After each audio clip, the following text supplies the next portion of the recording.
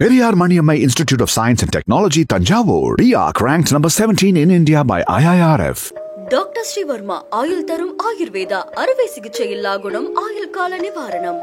2D entertainment மற்றும் stone bench தயாரிப்பில் ஜோதிகா சூர்யா வழங்கும் கார்த்திக் சுப்ராஜ் இயக்கத்தில் ரெட்ரோ வெற்றி நடை போடுகிறது. நம்ம நாட்டு மக்களையே கரெக்டாக பிஆர் எலெக்ஷன் வரும்போது ஒரு 26 பேர் சாகுறான். இப்படிதான் கனெக்ட் பண்ண வேண்டியதாகுது. அங்கே வந்து இன்னொரு எலெக்ஷன் வந்து குஜராத் எலெக்ஷன் வந்து புல்வாமாவில் நடக்குது. என்னங்க நடக்குதுன்னு எனக்கு ஒன்றுமே புரியல. நாட்டுப்பற்று இல்ல, நீங்க ஆன்டி இந்தியன் மாதிரிலாம் பேசக்கூடாது. ஆன்டி இந்தியனா ஜிங் ஜாங் அடிக்கிற கூட்டம் இவனுங்கெல்லாம் மாதிரி நம்ம பேசிட்டு இருக்க முடியாது. என்னுடைய தோழர்களுக்காக என்னுடைய சகோதர சகோதரிகளுக்காக நான் கேட்க தான் செய்வேன். இதை பதில் சொல்ல வேண்டியது அரசாங்கத்தின் கடமை. கலர் ரத்தம் எல்லாருக்கும் ஒண்ணு தானே. அவன் சங்கியா இருந்தாலும் மங்கியா இருந்தாலும் யாரா இருந்தாலும் இந்துவா இருந்தாலும் முஸ்லீமா இருந்தாலும் இங்கதான் உங்களுடைய ஒரு விஷயம் சொல்லட்டுமா. மதவாதத்தை ராகுல் காந்தி வந்து அந்த குடும்பத்தை போய் சந்திக்கிறாரு. அந்த இஸ்லாமிய சமூகத்தை மட்டும் இவர் ஏன் சந்திக்கிறாரு, மித்த குடும்பத்தை ஏன் சந்திக்கல? இப்ப இந்த இடத்துல யார் வந்து மதத்தை பார்த்து இது பைத்தியக்காரத்தனமா இருக்கு. அர்ணாப் கோஸ்வாமியோட பேசுனா you have no business to give patriotic certificate to me. அப்படியே உங்களை மாதிரி இந்த சங்கித்தனமா பேசும் பார்த்தா எனக்கு அப்படியே கோவம் வருது. பாகிஸ்தான் தரமட்டமாக்கி அந்த மாதிரி ஒரு நாடே இருக்க கூடாது. எப்படி சிட்டிசன் படத்துல அத்திப்பட்டு ஒரு கிராமமே இல்லையோ அந்த மாதிரி பாகிஸ்தான் நாடே இருக்க கூடாது.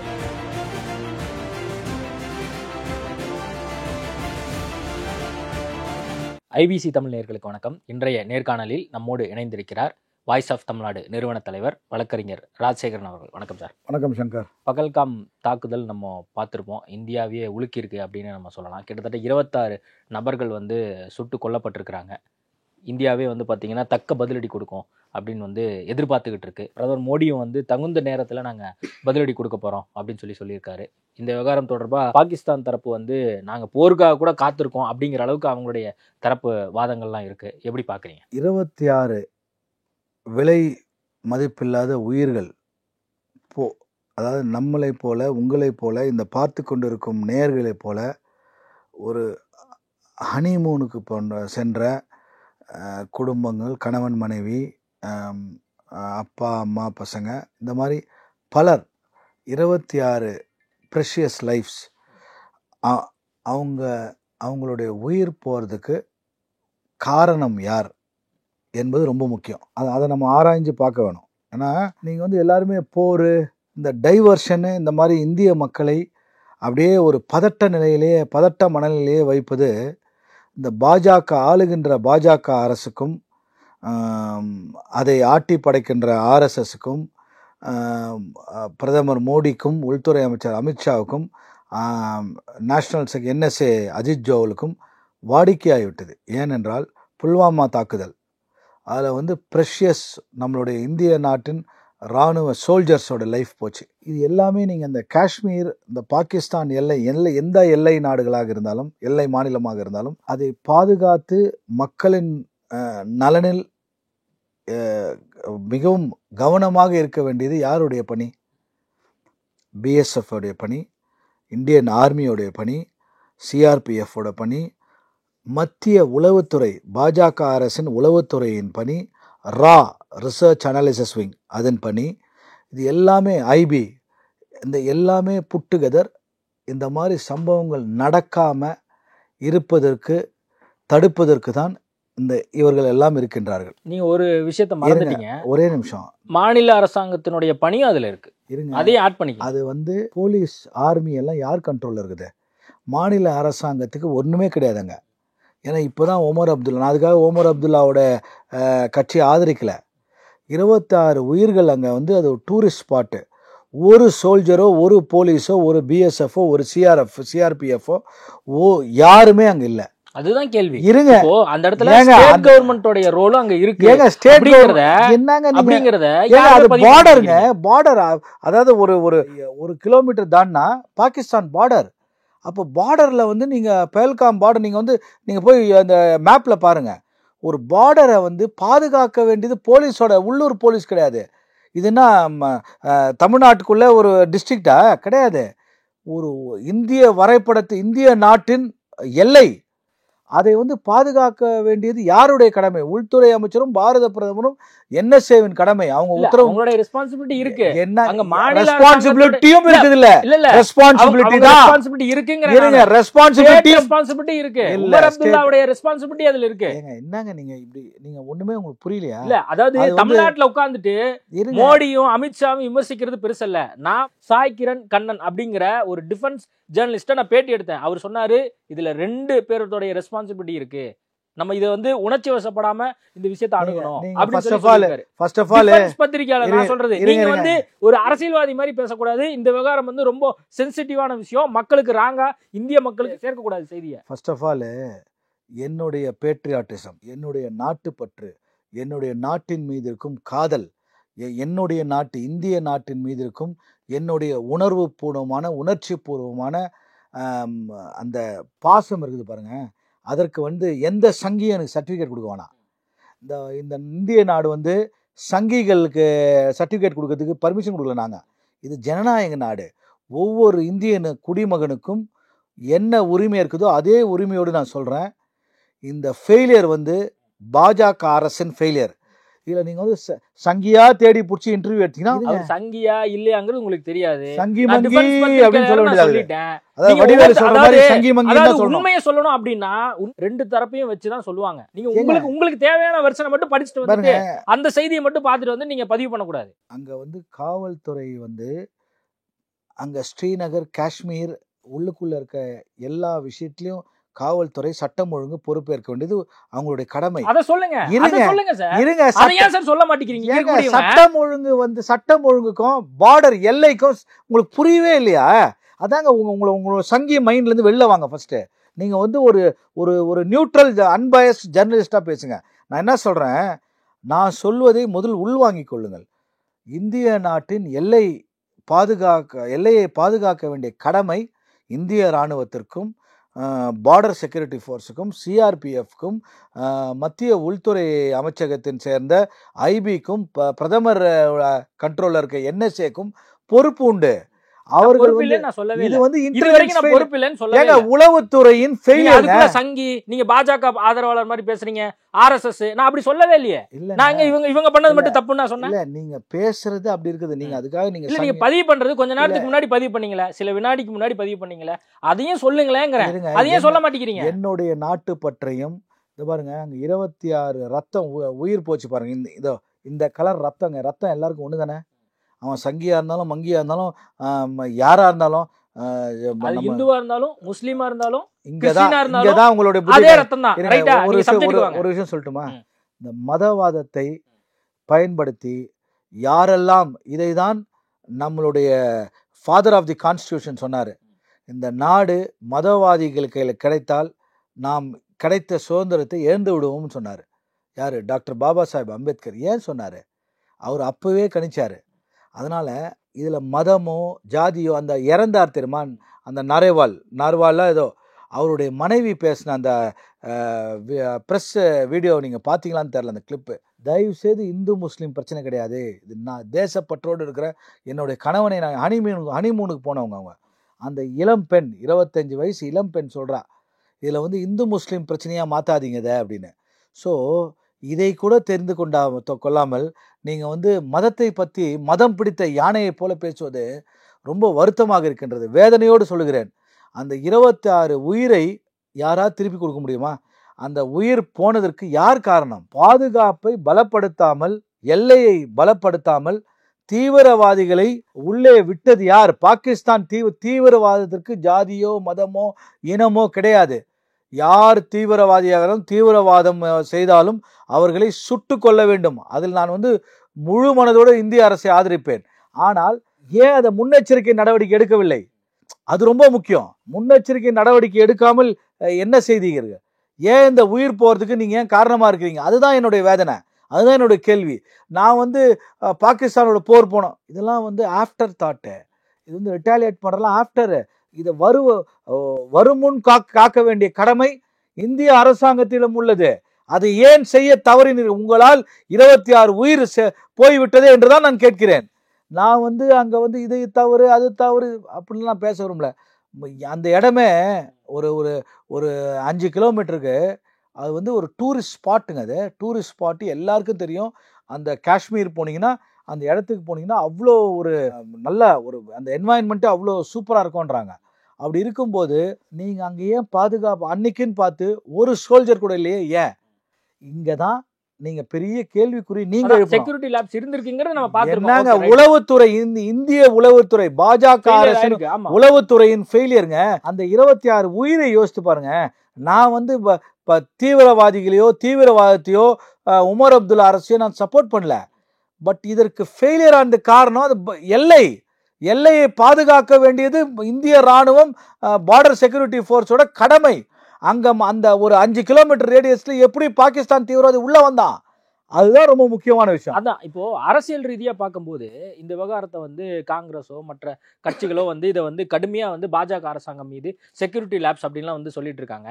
ராகுல் காந்தி வந்து அந்த குடும்பத்தை போய் சந்திக்கிறாரு, இறந்த குடும்பத்தை போய் சந்திக்கிறாரு. அதுவும் ஒரு குறிப்பிட்டு அந்த இஸ்லாமிய சமூகத்தை மட்டும் இவர் ஏன் சந்திக்கிறாரு, மித்த குடும்பத்தை ஏன் சந்திக்கல அப்படின்னு சொல்லி பாஜக கேட்கறாங்க. இப்ப இந்த இடத்துல யார் வந்து மதத்தை பார்த்து இது பைத்தியக்காரத்தனமா இருக்குதுங்க. காஷ்மீர்ல இறந்தது லோக்கல்ஸ்ல நிறைய பேர் இறந்தது இஸ்லாமிய சமூகம். அங்க டூரிஸ்டா போனவங்க எல்லாம் வந்துட்டாங்க, அவங்கவுங்க போன ஊருக்கு வந்துட்டாங்க. அதுக்கப்புறம் போய் அங்கே பார்க்கணும். பட் அங்கே இருக்கிறவங்க அங்கே இறந்தவங்களோட தானே பார்க்க முடியும். அங்கே மெஜாரிட்டி முஸ்லீம்ஸ் தானே இருக்காங்க. இருக்கிறவங்க தான் இறந்தவங்க தானே பார்க்க முடியும். இது பைத்தியக்காரத்தனமான மூடத்தனமான முட்டாள்தனமான அயோக்கியத்தனமான ஒரு கேள்வி எழுப்புவது எனக்கு வந்து சிரிப்பு தான் வருது. இந்த சினிமாவில் ஜோக்ஸ் சொல்கிற மாதிரி சிரிப்பாக வருது எனக்கு நினைக்கும் போது. தமிழ்நாட்டில் பிஜேபிக்காரெலாம் ஒரு ஆளுன்னு பேசிக்கிட்டு இந்திய நாட்டையும் நாசம் பண்ணுறானுங்க.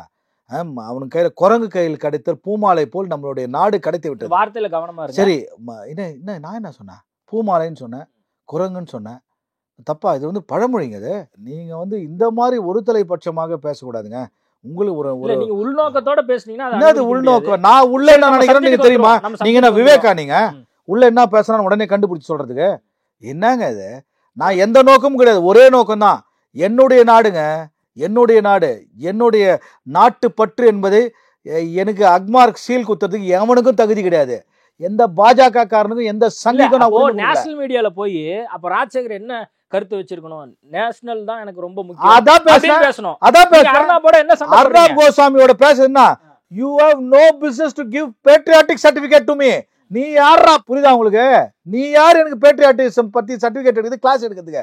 டேய், என்னுடைய நாட்டுப்பற்று, I love my country from my heart, my mind, my soul. ஒவ்வொரு அணுவும் ஒவ்வொரு தசையும் அடி உள்ளங்காலிலேருந்து உச்சந்தலை வரைக்கும் எனக்கு நாடு, ஏன் நாடுங்க, இந்திய நாடு ஏன் நாடுங்க. இந்த நாட்டை வந்து நான் எப்படி நான் நேசிக்கணும், பாசத்தோடு இருக்கணும், பாதுகாக்கணும்னு ஒரு சங்கி போய் சொன்னான்னா அவனை வந்து போக சொல்லுங்க. அவனை சங்கின்னு சொல்லி அவர் என்ன ஏங்க? அவனுக்கு தாங்க நான் இவ்வளவு பிரச்சனைக்கு அவனுக்கு அந்த இவனுங்க பிரிவினைவாதத்தை பேசி மக்கள் மீடியா அப்படிதான் ரோல் பிளே பண்ணுதா? ஆமாங்க. அர்னாப் கோஸ்வாமி நான் சொல்லும் போது சொல்லிட்டேன், என்ன பேச விட்டாதான் நான் வருவேன்னு சொன்னேன். நான் எந்த சேனல் ஆங்கில சேனல் அழைத்தாலும் நான் சொல்வது, நான் பேசுவதை தடுத்தால் நான் வரமாட்டேன் அடுத்த முறைன்னு சொல்லுங்க. I have got evidence. பாக்குறீங்களா? இங்க பாருங்க. நான் என்ன வந்து ரிக்வெஸ்ட் பண்ணாங்க, தயவு செய்து நீங்க வாங்க, நாங்க பேச விடுறோம், நீங்க வந்து அர்னாபோட ஸ்பெஷல் கெஸ்ட் அப்படின்னு எனக்கு வந்து ரிக்வெஸ்ட் பண்ணனால தான் நான் போனேன். இல்லை நான் போயிருக்க மாட்டேன், எனக்கு வேறு வேலை இல்லை. அர்னாப் சேனல்லையும் பேசினாதான் எனக்கு என்ன சோறு கிடைக்குமா? அதெல்லாம் கிடையாதுங்க. என்னுடைய கருத்து, என்னுடைய நாட்டின் மீது இருக்கும் பாசமும் பற்றும் எவங்கிட்டயும் நான் கேட்க தேவையில்லை சர்டிஃபிகேட் கொடுக்கறதுக்கு. ஏன் நாடுங்க. நான் வந்து என்னுடைய கொள்ளு தாத்தா வந்து சுதந்திர போராட்ட தியாகிங்க. நான் வந்து ஒரு ஃப்ரீடம் ஃபைட்டர் ஃபேமிலியில் வரேங்க. நீ யார் நேரத்தில் நீங்க இந்திய அரசாங்கத்தோட நிலைப்பாட்டில் நீங்க ஆணித்தரமா இந்திய அரசாங்கம் வந்து யூ ஃபெயில்டு, அதை அட்மிட் பண்ணு. நாங்க வந்து மக்களின் 26 உயிரை இழந்ததுக்கு நாங்களும் பொறுப்பு. இது உளவுத்துறை, பார்டர் செக்யூரிட்டி ஃபோர்ஸ், ஆர்மியோட ஃபெயிலியர்னு ஒத்துக்கோ. நீ ஒத்துக்கோ. நான் எப்பவுமே ஒத்துக்கிறாங்களோ இல்லையோ, மக்கள் எல்லாத்துக்கும் தெரியும்ல இது செக்யூரிட்டி லேப்ஸ், இந்த அரசாங்கத்தினுடைய தோல்வி அப்படி எல்லாருக்குமே தெரியும்ல. பரவாயில்லையே, பாராட்டுகள். இதையாவது கடைசியில் ஒத்துக்கிட்டீங்களே சங்கர். நீங்கள் இதை ஒத்துக்கவே மாட்டீங்க. இதுக்காக தான் நான் இவ்வளோ தூரம் இதை தான் நான் ஆங்கில சேனல்லையும் சொன்னேன். Failure of the BJP government in all fronts, security fronts, intelligent front, army, border, BSF, CISF, CRPF எல்லாமே. ஏன்னா இந்த எல்லாருமே டிப்ளாய் பண்ணியிருக்காங்க. எப்படி அன்று மட்டும் அந்த ஒரு 2 மணி நேரத்துக்கு ஒரு ஆள் கூட இல்லங்க. இல்ல அந்த இடத்துல இப்போ சில ஆர்மி ஏங்க டூரிஸ்ட் இல்ல சில ஆர்மி ஐயோ நான் என்ன செய்வேன்? ஒரு 10 முறை அவங்க முயற்சி பண்ணுவாங்க. ஏங்க இந்த ஆர்மி ஆபீசர் 10 முறை வந்து தடுத்திருப்பாங்க. அதுல ஒரு முறை அட்டெம்ப்ட் ஆனாலும் அவங்களுக்கு வெற்றி, ஆனா நம்மளுக்கு தோல்வி. இது அப்படிதான் பார்க்கணும். அப்ப இத நாங்க தோல்வியா தான் பார்க்கறோம். முன்னாள் ஆர்மி ஆபீசரே சொல்றாங்க. நீங்க கூப்பிட்டு இன்டர்வியூ எடுக்கிற ஆர்மி ஆபீசர் எந்த கட்சியோட அஃபிலியேட் ஆயிட்டு இருக்கான்னு ஃபர்ஸ்ட் யாரா இருந்தாலும் நாட்டுக்கு வேலை செய்யும் போது அவன் ஓத்தெடுக்கும் போது ஜாதி மதத்தை கடந்து என்னுடைய நாடு தான் உயர்ந்தது என்று நிற்கிறான் பாருங்க. அவன் தான் ஒரிஜினல். அவன் கடைசி வரைக்கும் அவன் உயிர் போகிற வரைக்கும் அப்படி தான் இருப்பான். அவர் என்ன பண்ணுறாரு, ஒரு 10-15 வருஷம் வேலை செய்கிறாரு. வேலை செஞ்சுட்டு நேராக இப்போ எங்கே சேர்றாரு, இந்த மாதிரி ஒரு கூட்டம் இருக்குது. இந்த மாதிரி நாட்டை வந்து அதாவது பிரிவினை செய்து அதில் குளிர் காய வேண்டிய ஒரு அரசியல் கூட்டத்துக்கு கூட போய் சேர்ந்து நாட்டை பற்றி தவறாக மக்களிடம் கொண்டு செல்வது இந்த மாதிரி ஆட்கள் தான். நான் என்ன சொல்றேன்னா, என்னுடைய நாடு ஒற்றுமையாக இருக்க வேண்டும். என்னுடைய நாட்டின் பாதுகாப்பு தலையாய கடமையா இருக்க வேண்டும். அரசாங்கத்துக்கு கூட நில்லுங்க. பாகிஸ்தான் வந்து என்ன பேசுதோ அதுக்கு எதிராக கருத்துக்கள் தெரிவிங்க. நீங்க என்ன இந்திய அரசாங்கத்துக்கு எதிராக பேசிட்டு இருக்கீங்க? நான் இந்திய அரசாங்கம் எதிராக பேசுறேன். இவ்வளவு நேரம் பேசிட்டு இருக்கேன். ஐயோ பாகிஸ்தான் ராணுவமா அப்படிங்கிற இடத்துக்கு நகர்ந்துருச்சு. நீங்க வந்து இந்திய ராணுவத்துக்கு எதிராக பேசுறீங்க. பாஜகவோட ஃபெயிலியர், இந்திய ராணுவத்தோட ஃபெயிலியர். ஏன்னா பாஜக அரசியல் பண்ண இந்திய ராணுவத்தை வச்சு. அதான் சொல்ல வரேன். என் நாட்டை பத்தி தான் பேசுறேன். நான் பாகிஸ்தான் எனக்கு எங்க இருக்குதுன்னு தெரியாது, நான் போனதும் கிடையாது, எனக்கு எந்த தொடர்பும் கிடையாது.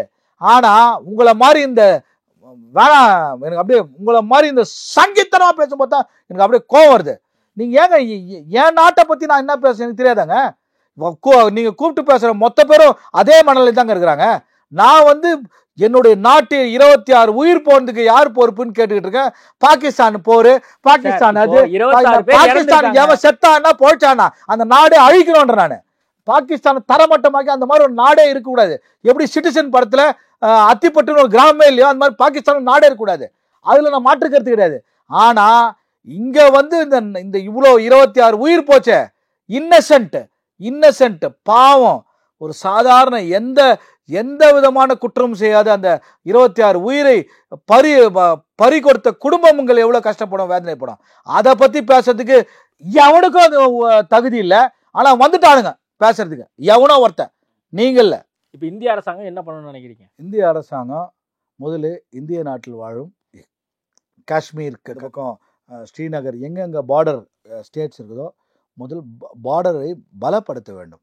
மக்களுக்கு ஒரு நம்பிக்கையை ஊட்ட வேண்டும். என்னுடைய நாடு, என்னுடைய இராணுவம், என்னுடைய பாதுகாப்பிற்கு மக்கள் நிம்மதியாக வாழலான்னு அவங்க வந்து அந்த தைரியத்தையும் அந்த ஒரு சேஃப்டி அந்த கொடுக்கணும். அதை விட்டு நம்ம நாட்டு மக்களையே கரெக்டாக பிஆர் எலெக்ஷன் வரும்போது ஒரு 26 பேர் சாகுறான். இப்படி தான் கனெக்ட் பண்ண வேண்டியதாகுது. அங்கே வந்து இன்னொரு எலெக்ஷன் வந்து குஜராத் எலெக்ஷன் வந்தால் புல்வாமாவில் நடக்குது. இது என்னங்க நடக்குதுன்னு எனக்கு ஒன்றுமே புரியல. அதாவது இன்னசென்ட் உயிர்கள் வந்து இப்படி அப்படியே இன்னமும் பட்டு குருவி சுடுற மாதிரி சுட்டு போகிறானுங்க. வயிறு எரியுது. கேட்டால் இதில் வந்து பாகிஸ்தானுக்கு பேசுகிறேன், அவனுக்கு பேசுகிறேன், எவனுக்கும் பேசலை. உயிர் போகிறவனுக்கு தான் தெரியும். அதாவது உயிர் போன அந்த குடும்பத்தின் வழி எவனாவது பேசுறானா? எவராது பேசுறாரா? அவரு பேசுறாரா? வந்துடுறானுங்க பேசுறதுக்கு. நாட்டுப்பற்று இல்ல, நீங்க ஆன்டி இந்தியன் மாதிரிலாம் பேசக்கூடாது. ஆன்டி இந்தியனா வேணாம். அப்புறம் அன்பார்லிமெண்டரியா வந்தது என்ன பார்த்து ஆன்டி இந்தியனா? இல்ல, இந்த மாதிரி தருணத்துல நீங்க வந்து இந்திய அரசாங்கத்துக்கும் அரசாங்கத்தினுடைய நடவடிக்கைகளுக்கும் நீங்க ஆதரவு தெரிவிக்கணும். நீங்க வந்து அரசாங்கத்தையே ஏன் இப்படி கேள்வி கேட்கறீங்க? அரசாங்கத்தை கேள்வி கேட்க வேண்டியது எங்களுடைய கடமை. அரசாங்கம் மக்களுக்கு பாதுகாப்பு கொடுக்க வேண்டியது அவங்களுடைய தலையாய கடமை, என்னுடைய உரிமை. நான் கேட்பேன். மக்கள் மக்கள் ஜனநாயகத்தில் வாழ்ந்துட்டு இருக்கோம். People's democracy. நீ ஒன்றும் மேலேருந்து கூச்சு இல்லை. நேற்று வரைக்கும் என் கூட சுத்திட்டு இருந்த நீ சாதாரணமா மக்கள் ஓட்டு போட்டு நீ ஆயிட்ட, நீ என்னவா இருக்கிறியோ அதுவா. அதனால மக்கள்னா கேள்வி கேட்போம். எங்க உரிமை அது. எனக்கு கான்ஸ்டிடியூஷன் கொடுத்துருக்காங்க. டாக்டர் அம்பேத்கர் கான்ஸ்டிடியூஷன் சொல்லுது, you should raise your voice against injustice. உன்னுடைய குரலை, அநீதி நடக்கும் போது குரல் கொடுக்க வேண்டும், கேள்வி கேட்க வேண்டும், அது யாராக இருந்தாலும் சரி. அதனால இந்த மாதிரி இந்த ஜால்ரா கூட்டம், இந்த சைஞ்சப்படுகிற கூட்டம், ஜிங்ஜாங் அடிக்கிற கூட்டம், இவனுங்கெல்லாம் மாதிரி நம்ம பேசிட்டு இருக்க முடியாது. என்னுடைய என்னுடைய நாட்டுக்காக, என்னுடைய தோழர்களுக்காக, என்னுடைய சகோதர சகோதரிகளுக்காக நான் கேட்க தான் செய்வேன். இதை பதில் சொல்ல வேண்டியது அரசாங்கத்தின் கடமை. உயிரை பாதுகாக்க வேண்டியது அரசாங்கத்தின் கடமை. அது யாரா இருந்தாலும், எவராக இருந்தாலும், அந்த அவனாக இருந்தாலும் நான் கேட்பேன். ஓகே, நிறைய விஷயங்கள் குறித்து பேசியிருக்கோம். நேர்காணல் கொடுத்ததுக்கு மிக்க நன்றி. Periyar Maniammai Institute of Science and Technology, Tanjavur. RIAC ranked number 17 in India by IIRF. Doctor Sreevarma ஆயுள் தரும் ஆயுர்வேதா அறுவை சிகிச்சை இல்லா குணம் ஆயுள் கால நிவாரணம். 2D என்டர்டைன்மெண்ட் மற்றும் ஸ்டோன் பெஞ்ச் தயாரிப்பில் ஜோதிகா சூர்யா வழங்கும் கார்த்திக் சுப்ராஜ் இயக்கத்தில் ரெட்ரோ வெற்றி நடை போடுகிறது.